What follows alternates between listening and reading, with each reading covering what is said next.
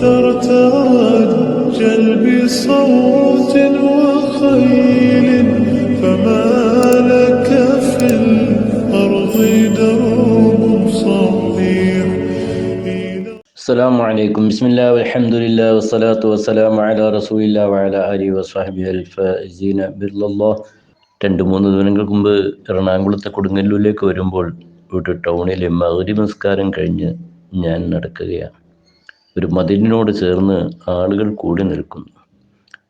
മതിലിലേക്ക് ശ്രമിച്ചപ്പോൾ അവിടുത്തെ ചുവരെഴുത്ത് സ്ത്രീധനം ചോദിക്കുന്നവരോട് എന്തു പറയണമെന്നായിരിക്കാം പിന്നീട് എഴുതാൻ പോകുന്നത്. ഞാൻ അല്പം കൗതുകത്തോടെ വീക്ഷിച്ച് നടന്നു നീങ്ങി. അതെ, ഇന്നത്തെ രാഷ്ട്രീയ സാമൂഹ്യ കേന്ദ്രങ്ങളിലും സ്ത്രീധനം ചോദിച്ചു വരുന്നവരോട് പോടാ എന്ന് പറയണമെന്നുള്ള ശബ്ദങ്ങൾ കേൾക്കുമ്പോൾ അതോടൊപ്പം അതിൻ്റെ പ്രമേയത്തിൻ്റെ ആശയത്തെ നാം താല്പര്യപ്പെടുകയാണ്. അതേസമയം റോട്ടിലൂടെ നടന്നു പോകുന്ന പെൺകുട്ടികളെ പാർട്ടി ഓഫീസിൽ കൊണ്ടുവന്ന് കൈകൊട്ടി കല്യാണം ഘോഷിച്ച് മാലയിടുന്ന ആ ചടങ്ങുകളൊക്കെ നിരാകരിക്കപ്പെടേണ്ടതുമാണ്. പറഞ്ഞു വന്നത് സ്ത്രീധനം. പരിശുദ്ധ ഖുർആൻ പുരുഷന്മാരെ വിളിച്ചുകൊണ്ട് പറഞ്ഞു, ആത്തുന്നിസ സദുഖാതിഹിന്ന നിഹ്ല. സ്ത്രീകൾക്ക് അവരുടെ കൊടുക്കേണ്ട ധനം നിങ്ങൾ കൊടുക്കണം, മഹർ. അത് നിർബന്ധ ഘടകമാണ്. നബി സല്ലല്ലാഹു അലൈഹി വസല്ലം ലോകത്തെ യുവസമൂഹത്തെ നോക്കിക്കൊണ്ടുള്ളൊരു സംബോധനം സുപരിചിതമാണല്ലോ. ചെലവിന് നിങ്ങളെക്കൊണ്ട് സാധ്യമാണെങ്കിൽ നിങ്ങൾ വിവാഹം കഴിക്കണം. അതെ, അവിടെ പറഞ്ഞൊരു വാക്ക്, പെണ്ണിൻ്റെ കാര്യങ്ങൾ നോക്കേണ്ടത് പുരുഷനാണല്ലോ. പിന്നെ എവിടുന്നാണ് ഈ പെണ്ണിൻ്റെ പണം ചോദിച്ച് വാങ്ങൽ വന്നത്? എവിടെ നിന്ന് കടന്നു വന്നു? മുസ്ലിം ഉമ്മത്ത് ഇന്ന് അതിൻ്റെ പ്രചാരകരോ അതിൻ്റെ വാഹകരോ അതിൻ്റെ ഇഷ്ടക്കാരോ ഒക്കെയായി മാറുന്ന വളരെ വൃത്തികെട്ട ദയനീയമായ, വേണമെങ്കിൽ മതവിരുദ്ധം എന്നൊക്കെ നാം വിശേഷിപ്പിച്ചാലും കുഴപ്പമില്ല, ആ രീതിയിലേക്ക് പോകുന്നു. മിസ്കാത്തിൻ്റെ വ്യാഖ്യാനം മിർആത്തുൽ മിസ്കാത്തിൽ കാണാം,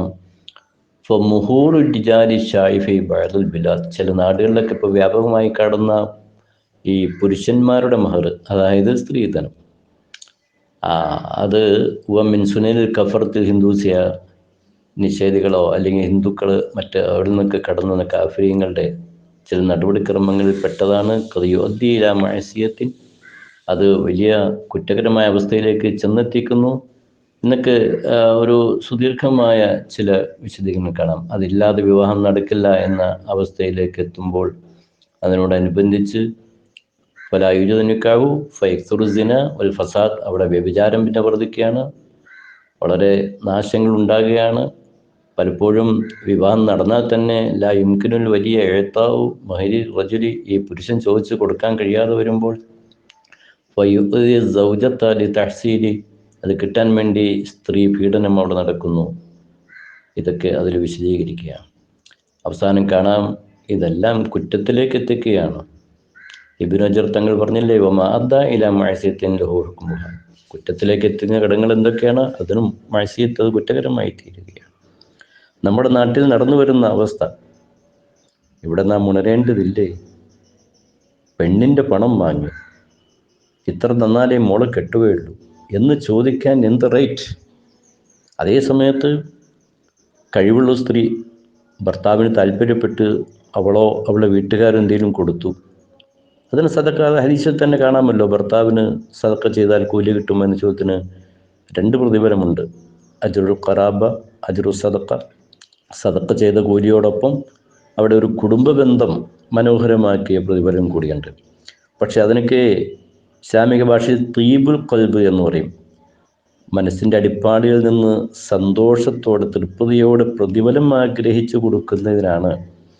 അതേസമയത്ത് ഇന്നത്തെ സ്ത്രീധന സമ്പ്രദായം ഒരു പിടിച്ചുപറിയല്ലേ, ഒരു തട്ടിപ്പറിയല്ലേ? അതിൻ്റെ പേരിൽ നൂറുകണക്കിന്, ആയിരക്കണക്കിന്, 10,000-കണക്കിന് കുടുംബങ്ങളല്ലേ കണ്ണുനീരിൽ കഴിയുന്നത്.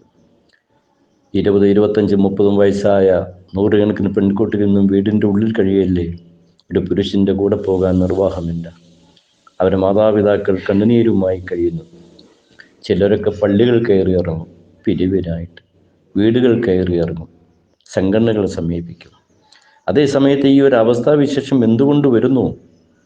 നല്ലൊരു പെണ്ണ് ദീനീബോധമുള്ള പെണ്ണ്, നല്ലൊരു പുരുഷൻ, ദീനീബോധമുള്ള പുരുഷൻ, ഈ ഒരു ഘടകങ്ങളല്ലേ വിവാഹത്തിന് പരിഗണിക്കേണ്ടി വരുന്നത്. മുത്തനബി സല്ലല്ലാഹു അലൈഹി വസല്ലം തങ്ങളുടെ ഒരു വാക്ക് അനസ് റളിയല്ലാഹു അൻഹു നിവേദനം കാണാം. തബ്രാനിയാണ് റിപ്പോർട്ട് ചെയ്യുന്നത്.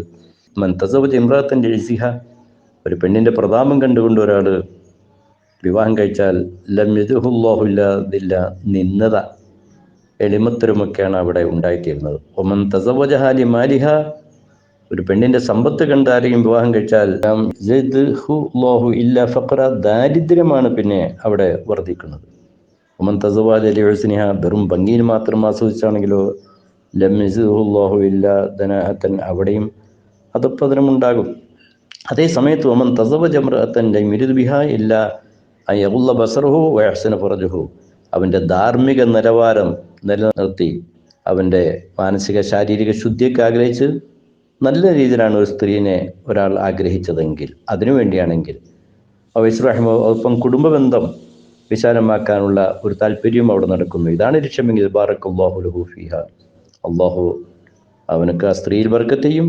വബാറക ലഹാ ഫീഹി, ഈ പുതിയാപ്പിളയിൽ ആ സ്ത്രീക്കും ബർക്കത്ത് ചെയ്യും. മുത്തനബി സല്ലല്ലാഹു അലൈഹി വസല്ലം തങ്ങളുടെ ഈ അധ്യാപനം ഇന്നത്തെ പുരുഷ സമൂഹവും പുരുഷന്റെ വീട്ടുകാരുമൊക്കെ വളരെ ഗൗരവത്തിലെടുക്കണം. ചിലപ്പോൾ പുതിയാപ്പിളയുടെ വീട്ടുകാരും ഉമ്മയും ബാപ്പയും ഒക്കെ ആകും കർശനമായ നിലപാട്. ചില പെൺകുട്ടികൾ കല്യാണം കഴിച്ചു കൊണ്ടുവന്നാൽ മുതൽ കുറഞ്ഞു പോയാൽ, പറഞ്ഞത് കിട്ടിയിട്ടില്ലെങ്കിൽ ഭർത്തർ വീട്ടിലെ പീഡനങ്ങളുടെ മാനസികമായി ശാരീരികമായി തന്നെ ചിലപ്പോൾ പീഡിപ്പിക്കുന്ന വാർത്തകൾ, അതിൻ്റെ പേരിൽ മരണങ്ങൾ വരെ നടന്നുകൊണ്ടിരിക്കുന്ന ദയനീയ ചിത്രങ്ങൾ നാം നേർക്കുനേരെ കാണുന്നു, മീഡിയകളിൽ നാം വായിക്കുന്നു. കമാതുക്കറഹുൽ മുഗാലാത്തു ഫിൽ മഹരി മിൻ ജിഹത്തിൽ മർഅത്തി, മഹർ ചോദിക്കൽ അത് വല്ലാതെ വർദ്ധിപ്പിക്കുന്നത് കറാഹത്താണ് എന്നതുപോലെ വൈക്റഹു സുആലു അമ്മാലിഹ, സ്ത്രീയുടെ സമ്പത്ത് ചോദിക്കുന്നത് അതും നല്ലതല്ല, കറാഹത്താണ്. വലാ യംബഗി അൻ യൻകിഹ തമഅൻ ഫിൽ മാൽ, മുതൽ കണ്ടുകൊണ്ട് വിവാഹം കഴിക്കൽ അത് നല്ല മാർഗമല്ല. ഇമാം സൗരി പറയാണ്, ഇദാ തസവ്വജ, ഒരാൾ വിവാഹം കഴിച്ചു, വഖാല അയ്യു ഷൈഇൻ ലിൽ മർഅത്തി, പെണ്ണിന് എന്തുണ്ട് എന്ന് ചോദിച്ചാൽ ഫഅലം, നിങ്ങൾ മനസ്സിലാക്കണം, അന്നഹു ജിസ്സുൻ, അവൻ കള്ളനാണ്. അതെ, പെണ്ണിൻ്റെ ധനം മോഹിച്ചുകൊണ്ട് വിവാഹത്തിലേക്ക് ഒരുങ്ങുമ്പോൾ അതെ അവനൊരു മോഷ്ടാവായിട്ട്, അവനൊരു പിടിച്ചു പറയാനായിട്ടാണ് കാണേണ്ടത്. അതുകൊണ്ട് തന്നെ നമ്മുടെ വിവാഹം അസൽ ലക്ഷ്യം നിർത്തി അല്ലാഹുവിൻ്റെ പൊരുത്തം എന്ന് മനസ്സിലാക്കി ധനമോഹം മാറ്റിവെക്കുക. മഹത്തുക്കൾ പലരും ഈ വിഷയത്തിൽ അഭിപ്രായങ്ങൾ പറഞ്ഞിട്ടുണ്ട്. പരിശുദ്ധ ഖുർആനും ഹദീസുകളുമൊക്കെ ഇതിലേക്ക് ധാരാളം സൂചനകൾ നൽകുന്നുണ്ട്. അതുകൊണ്ട് തന്നെ നമ്മുടെ രാജ്യത്ത് മഹല്ല് കമ്മിറ്റിക്കാർ, മതപണ്ഡിതന്മാർ, സാമൂഹ്യ സേവനരംഗത്തുള്ള എല്ലാവരും ഇതിൽ ബോധവാന്മാരായി ഒന്ന് പുരുഷന്മാരെയും പ്രേരിപ്പിക്കുക. വേണമെങ്കിൽ പുരുഷന്മാർക്ക് അല്പം സഹായം കൊടുക്കാൻ, പാവപ്പെട്ടവരാണെങ്കിൽ നീ പാവപ്പെട്ട കുട്ടിയെ കല്യാണം കഴിക്കണം എന്ന് പറഞ്ഞുകൊണ്ട് ഒരു പുരുഷനെ സഹായിക്കാം. അപ്പോൾ സ്ത്രീനെ സഹായിക്കലോ, കല്യാണത്തിന് വിഷമിക്കുന്നവർ മനുഷ്യത്വത്തിൻ്റെ ഭാഗമായി സ്ത്രീകൾ വിഷമിച്ച് വീടുകളിൽ ഇരിക്കുമ്പോൾ അവരോട് ചില അനുഭാവങ്ങൾ കാണിക്കേണ്ടി വരും. അതേ സമയത്ത് പുരുഷ വിഭാഗത്തെ സ്ത്രീ ധനമോഹമില്ലാത്തൊരു വിവാഹത്തിലേക്ക് പ്രേരിപ്പിക്കുന്ന ഘടകമുണ്ടാകണം. കണ്ടില്ലേ, ഒരു യുവ പണ്ഡിതൻ സഖാഫി എഴുതിയ ഒരു മാഗസിൻ ഞാൻ വായിച്ചു. അദ്ദേഹം പാവപ്പെട്ട കുടുംബത്തിലാണുണ്ട്, മർക്കസിൽ പഠിച്ചു. മുത്തവൽ കഴിഞ്ഞ് വരുമ്പോൾ ഉസ്താദന്മാരുടെ നേതാവായ കാന്തവൻ ഉസ്താദിനെ കാണാൻ പോയി. ഞാനിങ്ങനെ പഠനം കഴിഞ്ഞ് പോവുകയാണ്. ഉസ്താദ് ചോദിച്ചു, നിനക്ക് കല്യാണം കഴിക്കണ്ടേ? എന്താ മറുപടി പറഞ്ഞ്? ചിലപ്പോൾ ഒന്ന് പുഞ്ചരിച്ചിട്ടുണ്ടാകാം. എവിടെയും പോയി ഒന്നും സ്ത്രീധനം ചോദിക്കാൻ പാടില്ല. ആ ചെറുപ്പക്കാരൻ പറയാണ്, ഞാൻ വിഷമിച്ചു പോയി, കാരണം വീട്ടിൽ 2 പെൺമക്കൾ, എൻ്റെ പെങ്ങന്മാർ, ഇവരെന്ത് ചെയ്യും? ആ ഒരു വേദന ഉസ്താദ് മനസ്സിലാക്കി. വിഷമിക്കണ്ട, അവരൊക്കെ നല്ല അവസ്ഥയിൽ വരും. ഈ യുവപണ്ഡിതൻ എഴുതുകയാണ്, ഉസ്താദ് പറഞ്ഞതുപോലെ ഗൾഫിൽ ജോലി ചെയ്യുന്ന നല്ലൊരു മിടുക്കൻ ആവശ്യമുള്ള സ്വർണവും ആഭരണവും പൈസയുമൊക്കെ ഇങ്ങോട്ട് തന്നുകൊണ്ട് എൻ്റെ പെങ്ങളെ കെട്ടിക്കൊണ്ടുപോയി. ഉസ്താദിൻ്റെ വാക്ക് അവിടെ പുലർന്നു എന്ന്. അപ്പോൾ മതപണ്ഡിതന്മാർ അവർ ശിഷ്യന്മാരെ, അതുപോലെ മഹല്ലിൻ്റെ നായകന്മാർ തൻ്റെ പ്രബോധിത ജനങ്ങളെ, മഹല്ലു നേതൃത്വങ്ങൾ സമൂഹത്തെയൊക്കെ പ്രബോധനങ്ങൾ നൽകി നമ്മുടെ വൈവാഹിക മേഖലകൾ സംശുദ്ധമാക്കുവാൻ നമ്മൾ ഇന്ന് മുന്നോട്ട് വരേണ്ടതുണ്ട്.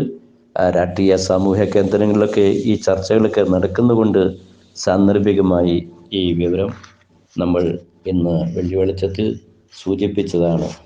നല്ലൊരു അവസ്ഥാവിശേഷം വന്നു കാണാൻ നമ്മുടെ കുടുംബങ്ങളിൽ ഇനിയൊരു സ്ത്രീധന പീഡന വാർത്തകൾ ഏതെങ്കിലും ഒരു കുടുംബത്തിൽ റിപ്പോർട്ട് ചെയ്യപ്പെടുന്ന ഒരവസ്ഥ ഇല്ലാതിരിക്കാൻ ജഗന്യന്താവായ അള്ളാഹു അനുഗ്രഹിക്കട്ടെ. വആഖിറു ദഅ്വാനാ അൽഹംദുലില്ലാഹി റബ്ബിൽ ആലമീൻ.